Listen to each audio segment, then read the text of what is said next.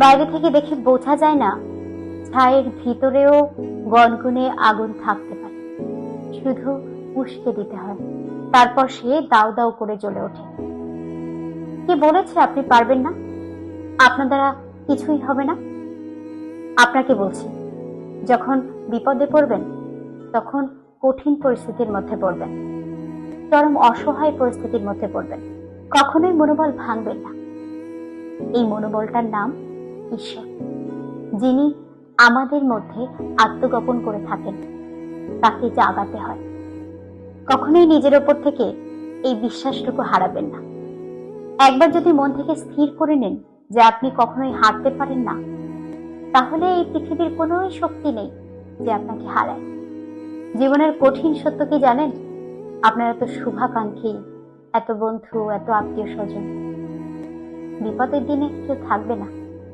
আসলে আসলে কেউই থাকে না। জীবন আপনার, লড়াই আপনার। সবার আগে নিজেই নিজের বন্ধু হয়ে উঠতে হবে, তবেই আপনি জিতবেন।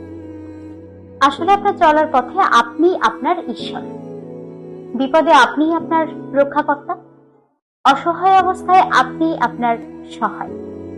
এক কথায় আপনি আপনার সব থেকে বিশ্বস্ত বন্ধু।